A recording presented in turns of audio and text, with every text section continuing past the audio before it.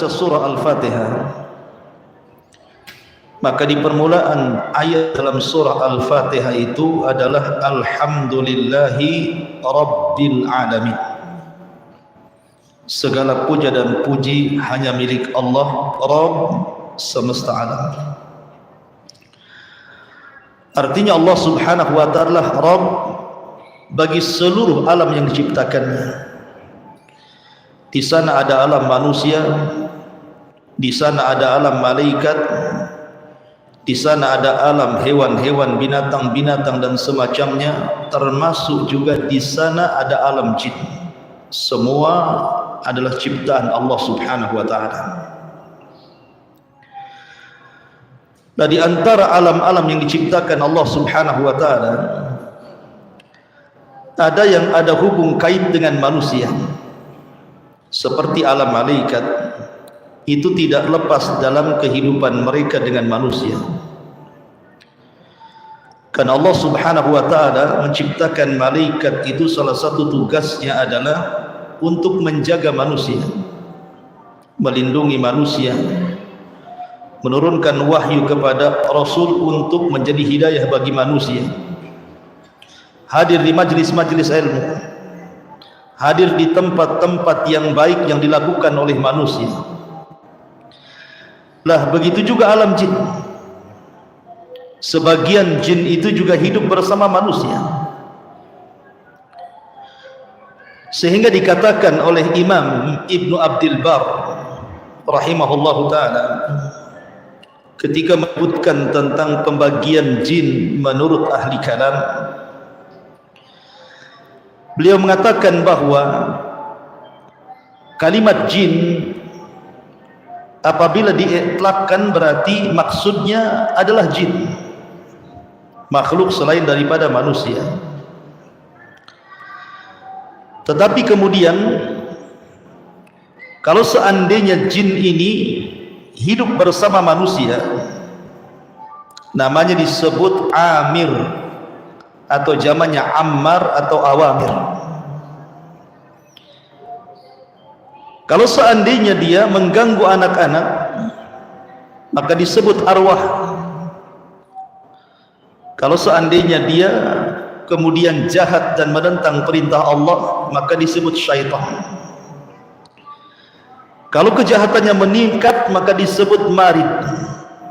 Dan kalau jahat sekali disebut ifrit, atau jamannya afarid. Dan dia adalah langsung bawahan daripada iblis. Ada juga mengistilahkan dengan kalimat ghaul. Ghaul itu jin yang fasik atau jin yang kafir, yang suka menakut-nakuti manusia. Biasanya menggunakan media-media di sekitar kita untuk menakut-nakuti kita. Seperti umpamanya masuk ke gorden, goyang-goyang gordennya, akhirnya bulu kuduk berdiri, padahal ada anak kucing di situ. Atau dia masuk lewat media angin, dibuatnya ribut spandek itu, brang-breng supaya takut orang itu. Atau masuk pada media bayangan, ada pohon gitu ya, ada bayangan seolah-olah menakutkan, maka juga masuk pada media seperti itu. Dan kalau orang-orangnya ini penakut, maka semua jadi setan, tiang listriknya jadi setan. Coba saja orang-orang penakut itu ya, nengok pohon pisang aja kayak setan. Ya memang ada setannya di situ, karena gaul itu memang menggunakan media-media untuk menakut-nakuti manusia dan merusak akidahnya. Sehingga Nabi SAW mengatakan, apabila engkau berjalan di sebuah tempat, kemudian kok berdiri bulu kudu kita itu, maka kata Nabi SAW, la tubali, jangan pedulikan, bacalah basmalah, kemudian jangan mempedulikan mereka, seolah-olah tidak terjadi apapun. Sebab kalau seandainya kita meladeni mereka, maka mereka bertambah untuk menakut-nakuti kita. Karena sesungguhnya jin yang sesat itu juga tidak semena-mena untuk mengganggu manusia. Mereka tidak semena-mena kemudian kapanpun sekehendak mereka bangsa jin itu mengganggu manusia, tidak bisa. Kecuali kalau seandainya manusia yang diganggu itu memang manusia-manusia yang jauh daripada zikrullah azza wa jalla. Makanya Nabi SAW mengatakan, barang siapa yang membaca surah Al-Baqarah di rumah seseorang, maka syaitan akan lari dari rumah tersebut. Dalam hadis yang lemah berapa hari? 3 hari. Tidak akan balik lagi. Setelah 3 hari balik lagi dia. Baca lagi Al-Baqarah gitu. Pergi lagi dia gitu. Artinya dari sini tidak bisa semena-mena jin itu mengganggu manusia. Ma'asyiral muslimin yang dimuliakan Allah azza wa jalla, disebut jin karena tatawara anil nazar, artinya karena tidak bisa dilihat. Makanya bayi yang dalam perut ibu itu disebut janin, diambil dari kata jin karena tidak bisa dilihat. Atau kenapa sorga itu disebut jannah? Sorga itu dalam bahasa artinya kebun yang penuh dengan pepohonan, sehingga ketika banyak pohon kita tidak bisa melihat dalamnya hutan, maka disebut jannah. Maka disebut jin, jamaknya jinni itu disebut karena tidak bisa dilihat manusia. Sehingga Allah Subhanahu wa taala mengatakan innahum yarakum min haitsu la tarawnahum. Mereka bisa melihat kita sementara kita tidak bisa melihat mereka. Tapi karena keadilan Allah Subhanahu wa taala, di dunia ya mereka tidak bisa kita lihat dan mereka bisa melihat kita. Tapi di akhirat Allah balik kondisinya. Kita bisa melihat mereka dan mereka tidak bisa melihat kita. Ma'asyiral muslimin yang dimuliakan Allah Subhanahu wa taala.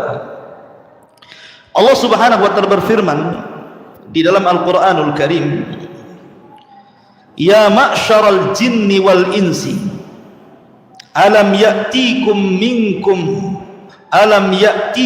rusulun minkum yaqussuna 'alaikum ayati wa yunzirunakum liqa'a yaumikum hadha qalu syahidna ala anfusina wa gharrathumul hayatud dunya wa syahidu ala anfusihim annahum kanu kafirin." Ya ma'syaral jin, wahai kalangan jin. Kalimat ma'syaral jin, wahai kalangan jin, jin juga sama dengan manusia. Mereka memiliki kabilah-kabilah, suku-suku, bangsa-bangsa, madhab-madhab. Jadi kalau jin Islam itu juga ada jin yang bermadhab Syafi'i, bermadhab Maliki, madhab Hambali, madhab Hanafi, ada yang liberal, ya, ada yang murtad juga. Jadi jin juga sama dengan manusia kondisinya. Ya, apakah mereka ikut ormas? Wallahu alam. Apa ada jin Ansor, jin Banser, jin apa namanya, FPI atau apa gitu. Wallahu alam. Apa juga ikut-ikut ormas? Wallahu alam. Tapi kehidupan jin ini adalah persis seperti manusia sebenarnya. Kehidupan mereka kurang lebih dengan kita. Ada yang kaya, ada yang miskin, ada yang jadi pejabat, ada yang jadi rakyat gitu ya. Ada yang muslim, ada yang kafir. Karena pengakuan mereka sendiri dalam suratul jin. Jin mengatakan wa inna minnas salihuna wa minna duna dzalik kunna tara'iqa qidada. Di antara kami bangsa jin itu ada yang soleh, ada juga yang tidak soleh, artinya fasik kafir gitu. Kami ini bertingkat-tingkat sama dengan manusia, bertingkat-tingkat di kalangan jin itu. Tetapi yang jelas bahwa jin itu makhluk yang mukallaf, sama dengan mukallaf, artinya dibebani syariat. Makanya Allah Subhanahu wa taala mengatakan dalam surah Adz-Dzariyat ayat 56, wa ma khalaqtul jinna wal insa illa liya'budun. Tidaklah kami ciptakan jin dan manusia kecuali untuk beribadah. Artinya jin juga disyariatkan salat, jin juga disyariatkan puasa. Jadi jin juga puasa Ramadan sama dengan sahur ya, kemudian puasa taraweh juga. Mungkin ketika taraweh ada juga 2 sabtu jin di belakang Antum tidak tahu karena jin itu kan mengikuti manusia. Jin kalau belajar kepada manusia jadi ustadz, tapi kalau manusia belajar sama jin jadi dukun. Jadi mereka itu belajarnya kepada kita. Karena Allah mengatakan, wahai ma'syarul jin dan juga manusia, alam ya'tikum rusulun minkum.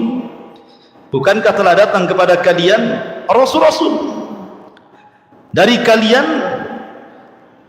yang menceritakan kepada kalian ayat-ayat, memperingatkan kepada kalian pertemuan dengan diriku pada hari kelak, pada hari kiamat.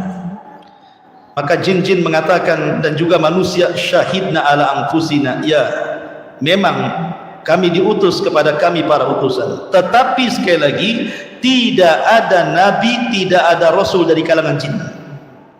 Kalau orang soleh, jin soleh ada, tapi tidak diutus kepada mereka rasul, tidak diutus kepada mereka nabi.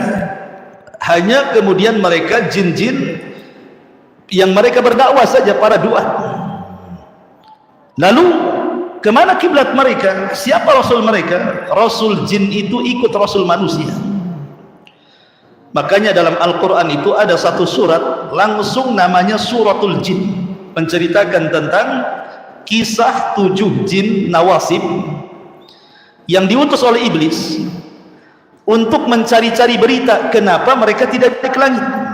Setiap mereka naik ke langit dilempar meteor mati, naik lagi dilempar meteor mati, sehingga tidak ada yang berhasil mencuri dengar dari ucapan malaikat Jibril kepada malaikat di langit pertama. Sehingga iblis ini geram, ada apa langit ini? Akhirnya mengutus jin-jin, salah satunya 7 jin ini diutus. Ketika 7 jin ini sudah putus asa, sudah bingung apa yang terjadi, tiba-tiba kemudian mereka nyasar ke kebun kurma. Rupanya di kebun kurma itu Nabi SAW sedang sholat subuh bersama Usamah ibn Zaid, budaknya, Zaid ibn Harithah, budaknya. Ketika itu Nabi SAW tidak bisa masuk ke Mekah karena diancam akan dibunuh. Kemudian Nabi SAW mau balik ke Taif, tidak bisa karena dilempari batu. Terpaksa Rasul harus tinggal di kebun kurmanya milik Mughirah bin Syu'bah itu. Lah ketika Nabi SAW sedang sholat subuh, kemudian membacakan ayat Al-Quran, 7 jin nasibin ini mendengarkan. Ketika mendengarkan ayat Al-Quran, sekali baca dan sekali dengar bisa beriman. Oh, hebatnya jin itu. Tidak nunggu harus dijelaskan dulu ayatnya, tidak harus kemudian dijelaskan tafsirnya, hanya cukup mendengar ayat yang dibacakan Rasul langsung beriman. Makanya Allah Subhanahu wa taala gambarkan di dalam Al-Qur'anul Karim, walaqad uhiya ilayya annahu istama'a nafarun minal jinni faqalu inna sami'na qur'anan ajaba yahdi ila rusdi fa amanna bi. Ada sekelompok jin yang mendengarkan ayat Al-Quran, tiba-tiba masuk ayat Quran ke hati mereka. Apa kata mereka? Aman nabi, beriman dengan dia, maksudnya Nabi SAW. Subhanallah, ternyata ada jin-jin itu terkadang jauh lebih baik dibandingkan manusia. Ada manusia itu dibacakan ayat berkali-kali masih juga keras hatinya tuh. Bahkan kalau antum tidak percaya, nah, di sini ada pos kamling di depan itu kan, banyak orang kumpul-kumpul di situ tuh. Antum datang bawa mushaf, baca surah Al-Baqarah di situ. Kira-kira dengar atau kabur orang tuh? Kalau satu, wah ini memang bapaknya jin ini. Ya, ternyata manusia itu ada juga yang dibacakan Quran lari, saya kira setan saja. Ya. Tetapi lihat, ada jin-jin itu hanya sekali dengar tapi beriman. Dan mereka adalah sahabat-sahabat Rasul yang pertama dari kalangan jin. Jadi sahabat Rasul tidak mesti dari kalangan manusia, dari kalangan jin juga ada sahabat-sahabat Rasulullah. Dari 7 jin inilah kemudian berdakwah ke Yaman, akhirnya ribuan jin Yaman beriman kepada Nabi SAW, sampai akhirnya suatu ketika ribuan jin ini datang ke Mekah, kemudian datang ke kota Madinah. Kemudian Nabi SAW diberitakan oleh Jibril bahwa jin sudah berkumpul di lapangan, berangkatlah kau ke sana, berdakwahlah kepada mereka. Akhirnya Nabi SAW datang ke padang pasir, kemudian berceramah di situ. Sekali lagi Nabi SAW tidak tahu dan tidak melihat jin. Lalu kenapa Nabi SAW kemudian berceramah di padang pasir? Karena ada pemberitaan dari Jibril di situ ada ribuan jin. Jangan pula antum contoh ceramah pula di belakang saya. Apa antum ceramah gitu? Lagi dakwai bangsa jin katanya. Antum yang jin. Jin tidak bisa melihat. Kita tidak bisa melihat jin yang bisa melihat kita. Ya. Jadi itu karena memang wahyu dari Allah Subhanahu wa taala memberitakan Rasul lewat Jibril bahwa telah berkumpul ribuan jin. Makanya Nabi SAW dalam riwayat itu sampai 5-4 kali Nabi berceramah kepada mereka. Ma'asyiral muslimin yang dimuliakan Allah Subhanahu wa taala. Jin ini secara penciptaan dia lebih dulu dibandingkan manusia. Bahkan menghuni bumi lebih dulu dibandingkan manusia. Sebelum ada Adam, sebelum ada Hawa, sebelum ada manusia seperti kita, jin itu sudah menempati kapling beliung sebelum ada antum itu. Kapling beliung ini sudah ditempati jin. Makanya ketika malaikat mendengar bahwa Allah Subhanahu wa taala hendak menciptakan Adam, apa malaikat katakan kepada Allah? Apakah engkau akan menciptakan manusia yang akan merusak bumi dan menumpahkan darah? Ataj'alu fiha man yufsidu fiha wa yusfiku ad-dima wa nahnu nusabbihu bihamdika wa nuqaddisu lah. Ya Rabb, apakah engkau akan menciptakan makhluk yang akan merusak bumi dan menumpahkan darah, sementara kami makhluk yang senantiasa bertasbih dan memuji dan mensucikan diri? Sudahlah, kau jangan ciptakan itu, utuskan saja kami ke bumi biar kami bertasbih untuk. Seolah-olah malaikat mengatakan seperti itu. Dan kenapa malaikat bisa ngomong begitu? Adam saja belum diciptakan, baru dihabarkan akan diciptakan. Karena malaikat melihat bangsa jin sebelumnya. Jadi bangsa jin sebelumnya yang menempati bumi itu suka merusak, suka berperang, menumpahkan darah gitu ya. Ketika Allah Subhanahu wa taala mengatakan inni ja'ilun fil ardi khalifah, kami akan jadikan khalifah di permukaan bumi, jadi bayangan malaikat jangan-jangan dia akan seperti jin tuh. Makanya dia ngomong seperti itu. Ya Rabb, apakah engkau akan menciptakan makhluk seperti jin yang akan merusak bumi, menumpahkan darah? Sudah, tidak usahlah, biar kami saja kau turunkan ke bumi, biar kami bertasbih semuanya. Orang maksiat kepadamu. Seolah-olah seperti itu malaikat. Artinya jin lebih dulu diciptakan, dan itu sesuai dengan tartib sabda Rasul, khuliqatil malaikatu min nur wa khuliqatil jan min marijim min nar wa khuliqa lakum mimma wusifa lakum wa khuliqa adam mimma wusifa lakum. Allah ciptakan manusia dari cahaya, Allah ciptakan jin dari ujung nyala api. Kata Ibnu Abbas radhiyallahu anhu ketika mentafsirkan ayat wal jan khalaqnahu min qablu min naris samum, dan kami ciptakan jin sebelum manusia dari api yang sangat panas. Artinya jin itu diciptakan dari api yang murni, tidak ada asap di situ, dari pencampuran api yang berwarna merah, kemudian berwarna kuning dan berwarna hijau, kemudian api murni ini, disitulah asal penciptaan jin. Jadi jin itu diciptakan dari api yang murni, tidak bercampur dengan asap duhan. Itu makna naris samum.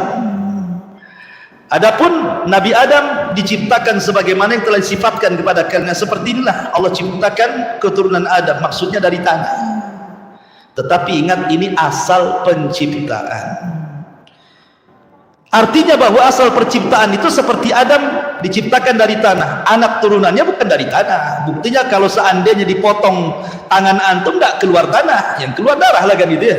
Menunjukkan bahwa asal penciptaannya saja dari tanah. Lah, sebagaimana jin juga asal penciptaan dari api, bukan berarti turunannya juga api gitu, tidak.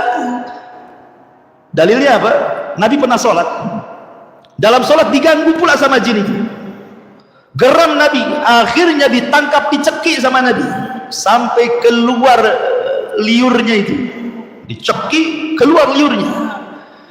Kemudian liurnya sampai ke tangan Rasul dan terasa dingin. Ya, liurnya itu terasa dingin, liur jin itu mengenai tangan Rasul dan terasa dingin. Artinya menunjukkan apa? Kalau memang jin itu tercipta dari api dan seluruh anak turunannya, harusnya tidak dingin lah kan begitu ya, harusnya panas. Artinya asal penciptaannya saja dari api, anak turunannya tidak. Karena jin itu juga sama dengan manusia, mereka menikah, punya keturunan, artinya mereka juga melakukan hubungan intim suami istri. Sebagaimana Allah Subhanahu wa taala ketika menceritakan bidadari Apa kata Allah? Lam yatmishunna insun wala jin. Bidadari itu adalah wanita suci, tidak pernah digauli manusia ataupun jin. Menunjukkan jin itu juga melakukan hubungan kan itu. Sama dengan manusia. Ada nikah juga mereka sama. Ya, mereka juga sama gitu. Ketika menikah juga harus ada saksi, harus ada wali. Apakah kemudian maharnya seperangkat alat sholat sama dengan antum? Wallahu a'lam. Tapi yang jelas bahwa jin itu juga sama dengan manusia. Ya. Kalau antum kan seperangkat alat sholat ya. Seperangkat alat sholat. Jangan seperangkat alat sholat, seperangkat alat masjid. Biar banyak gitu ya, biar corongnya, amplinya gitu ya, tiangnya gitu. Jadi satu masjid maharnya. Ma'asyiral muslimin yang dimuliakan Allah Subhanahu wa taala. Jadi asal penciptaan jin itu dari api yang murni dan diciptakan sebelum manusia. Ma'asyiral muslimin yang dimuliakan Allah, bagaimana sifat mereka? Sifat-sifat jin itu. Jin itu ikhwatu fiddin datang kepada manusia juga, diantaranya ketika manusia sedang tertidur. Mereka datang kepada manusia, manusia sedang tertidur. Apa yang dilakukan jin ketika manusia sedang tertidur? Mengikat tengkuk belakang 3 ikatan. Jadi setiap antum tidur malam itu jin datang, kemudian mengikat 3 ikatan di tengkuk. Kalau seandainya antum pagi-pagi sepertiga malam antum bangun, kemudian antum membaca alhamdulillahilladzi ahyana ba'da ma amatana walaihin nusyur, maka hilang 1 ikatan. Kalau seandainya antum berwudu, hilang 2 ikatan. Kalau antum sholat, hilang 3 ikatan. Maka antum bangun di pagi hari dalam kondisi thayyibun nafsi, nasyat, semangat, bagus jiwanya. Tapi kalau seandainya tidak bangun, maka ikatannya itu masih terikat di tengkuknya. Bayangkan setiap hari 3 ikatan, besoknya 3 ikatan, besoknya 3 ikatan. Susah itu nanti itu ngambil ikatannya itu. Benangnya itu sudah kusut itu kan. Makanya kemudian orang-orang yang tidak pernah bangun di pagi hari sholat subuh itu, kata Nabi SAW, khabithun nafsi kaslah, maka jiwanya buruk dan pemalas dia. Ya, karena apa? Ikatannya itu masih ngikat di tengkuknya itu. Bahkan dalam riwayat yang lain, riwayat Abu Ya'la, bahwa ketika manusia tertidur, maka di samping kiri kanannya ada malaikat dan jin. Kemudian malaikat mengatakan ketika orang tertidur, ikhtim bil khair, kata malaikat. Kata jin yang jahat, syaitan ini, ikhtim bisyar. Jadi malaikat mengatakan kepada orang yang tidur, tutuplah dengan kebaikan. Tapi jin mengatakan tutuplah dengan keburukan.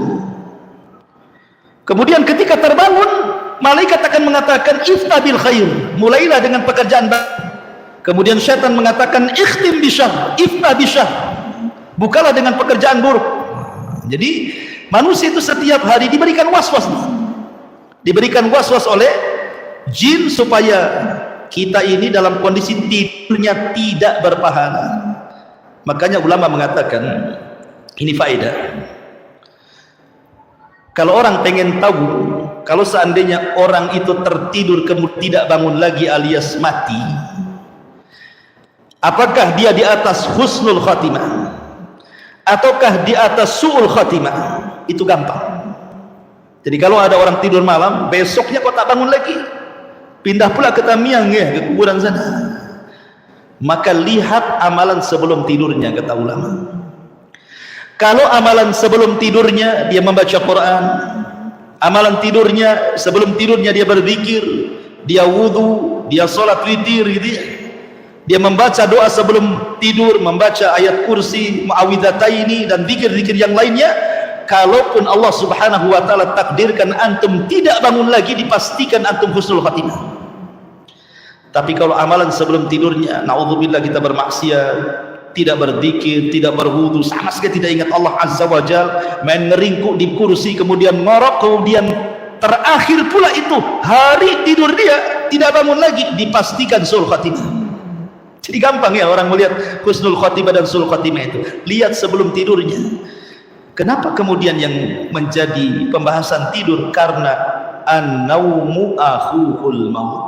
Tidur itu saudaranya mati. Karena orang tidur tuh ruhnya keluar. Bisa balik lagi, bisa tidak masalahnya. Nah, karena bisa balik bisa tidak, itulah yang kita khawatirkan kalau seandainya kita kemudian tidak bangun lagi. Makanya faedah para ulama, bukalah sebelum tidur dengan amalan-amalan sunnah, supaya ketika Allah takdirkan kita wafat, minimalnya kita meninggal dalam posisi husnul khotimah.